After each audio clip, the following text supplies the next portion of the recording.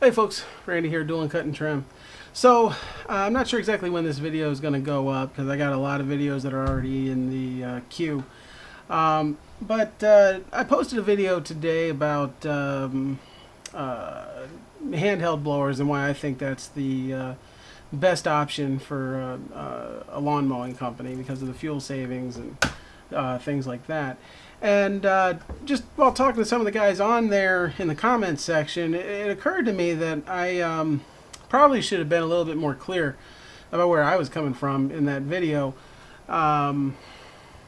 because there are good points. I mean, in the video I talked about how a handheld blower, specifically a BG50, is better than a BR55 or a BR600. Because basically you can save up to $100 or more per year on fuel. And guys brought up very correctly that $100 a year is not that much, and that's true. And so I wanted, I guess, to kind of clarify where I'm coming from when it comes to that, so that you can better understand where I'm coming from. I'm a big believer in company culture, even when you're small. Obviously, I'm small. I've got a couple of guys that work for me when I need the help, but I don't have anybody that works for me full-time or even regular part-time. It's all me. As it stands right now, we have, I have 93 accounts, and I'm able to service them all by myself. But what's really important is the culture of the company, no matter how big or small it is. And culture is one of the things that differentiates me from my competitors. I make a big deal in all my advertising and in all my interactions with my customers that our core values are God, family, nature, in that order. And I harp that every chance I get, so that my customers know that I put God first, family is second, and nature comes in third. And my customers, actually, they really appreciate that, because what that's telling them is I put God first. I'm a Christian man, and so there's a certain level of implication of morality with that. I mean, I know not all Christians are good moral people, but I'm implying that there's a higher power that I answer to, and my customers appreciate that. I make it clear that family is our second priority. And so when I have issues, like my son, he's not frequently in the hospital, but he's in the hospital enough for it to matter. My customers are understanding when I let them know, because going into it, they've been made clear. Nature is third on that list of priorities. And then the third priority, obviously, is nature. And so my customers, they appreciate that. And it even comes out in the reviews, both good and bad. I have customers who've given negative reviews that even reference the family-friendly culture of the company. So I set that culture and those values, and then everything I do from there is to try and make things as comfortable for my customers as possible, to align myself with those values as much as possible. I want my customers to be comfortable with who's on their property, and I want them to be able to easily recognize that it's the lawn service. So I show up every time. I'm in uniform. It says Dulin Cut Trim on there. I usually have a hat on that also has the company name on there. There's no cursing on a customer's property. I don't smoke, but there's no smoking. Even when I have people help me, I require them to go across the street if they're going to smoke. Any interactions with a customer always has a yes ma'am, no ma'am, yes sir, no sir attached to it. We're careful around the play equipment as best as we can be. We really emphasize the fact that we're trying to create a space for you and your family to enjoy. And so everything I do is to try and emphasize that, to make that family experience as good as possible. And customers really respond to that. It's a thing that differentiates me from other people. I want customers to be comfortable with who's on their property. We all know there's a lot of lawn care guys out there that, maybe you're watching it, you show up on the customer's property, you don't have a shirt on, you got a cigarette hanging out of your mouth. There's customers that's not going to bother, but I can tell you, you wouldn't service my property. I wouldn't be comfortable with you being on my property if you weren't professionally dressed, or presented yourself in a professional manner. I want I want my property to look good, and I want the people that are working on it to meet a certain standard as well. And so that's the kind of the philosophy I put forward in my business. I'm constantly looking for ways to make the experience better for my customers, to make it easier for my customers. You know, I spend a lot of money on the infrastructure in the back end so that the customer service experience is as good as it possibly can. And so that's the philosophy I put forward, and the values that I implement when I'm servicing my customers.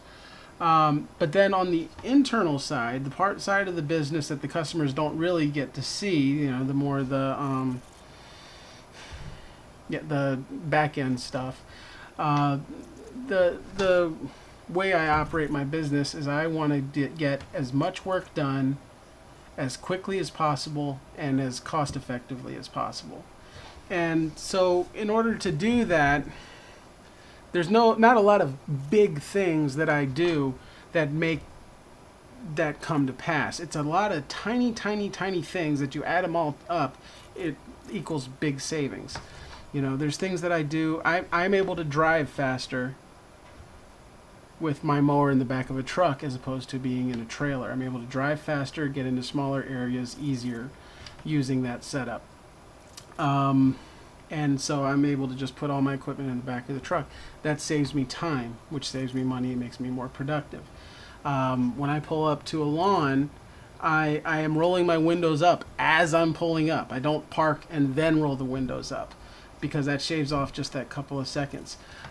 Every move I make, once I turn the truck off and I'm on a customer's property, it's all rehearsed and it's all a system that I use. As soon as I get out of the truck, in my left hand, I'm activating the property and service autopilot, while with my right hand, I'm undoing the lock on the trimmer. The phone goes into my left pocket, and then I grab the trimmer with my left hand, take it out, switch it over to my right hand, pull it, and I go. As soon as I get done, I put that in, and then I unload the mower. I've got a whole system for that. Everything is systemized, and everything on the truck is placed in such a certain spot so that I can get in and out as quickly and efficiently as possible.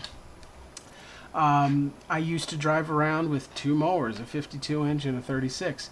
I stopped carrying the 52-inch, which did lead to a slight loss in time savings, but I was able to gain that back by being more maneuverable in just the truck.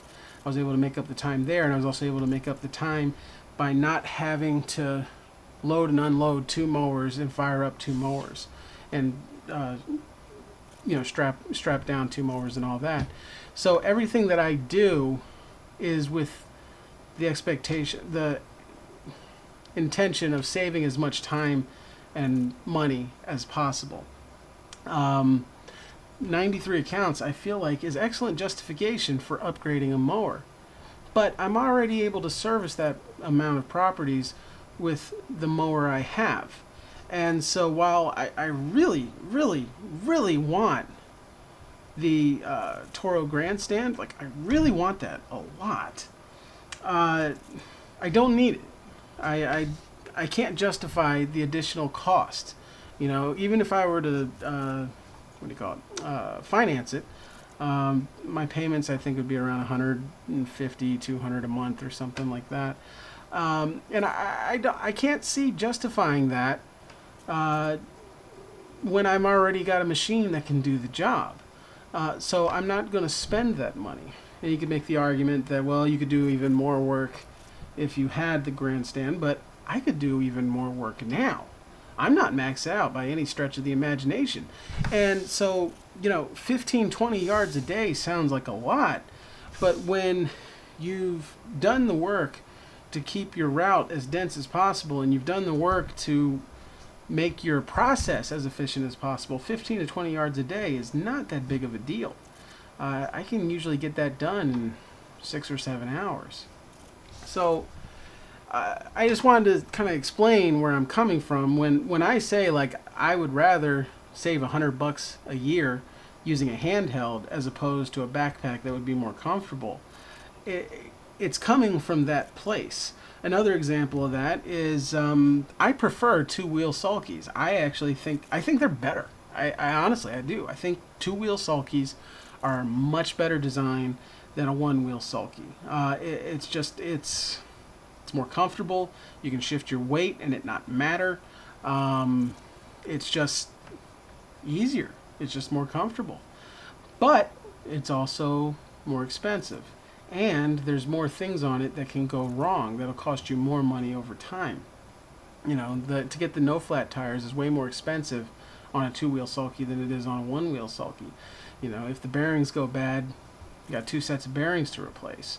If the hubs are, you know, what is the word I'm looking for? If the axles go bad, that's a huge problem.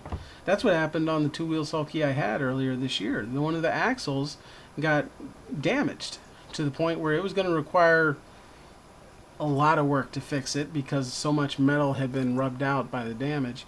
And it's not a replaceable part, so it would have to be like welded and smoothed out, and it would be a lot of work to get it fixed. Where with a one-wheel sulky, you can replace the axle. It's not a big deal. So everything I do in my business is, you know, on the back end, is with the intention of boosting the cost savings, as long as it doesn't interfere with the customer service experience. So I just wanted to pass that information on to you. That's kind of where I'm coming from with this stuff. I'm looking to do as much work as possible as cheaply as possible. You know, any chance I've got to save a couple bucks, I'm going to do it, because you save a couple bucks here, a couple bucks there, it turns into a lot of money. And that's money that I could utilize for something else. I mean, I'm not, you know, not trying to be stupid, but, you know, saving $100 a year using that handheld blower, I can buy myself a new tool. I really like the Milwaukee M12 tools. So I could just buy a new tool every year, because those tools usually are about $100 or less. Not, you know, if you get the bare tool, not with the batteries. So, you know, I mean, that's just a silly example, but you know, that's what my mindset is. You know, that $100 a year means I get 1 month free for Service Autopilot. You know, and if I can do that again, that's also like saying I'm getting 1/12. 8% discount on Service Autopilot. So that's just how I look at it, and just wanted to clarify that for you guys. This video is getting a little rambly, so I'm not going to go too much longer, but I just wanted to give you kind of an overview of where I'm coming from when it comes to my business. When it comes to the customers, it's God, family, nature in that order. But when it comes to the back end, it's be as productive as possible, as efficient as possible, as cost effectively as possible. So this is Randy with Dulin Cut Trim. Hope this was helpful to you. Have a good one.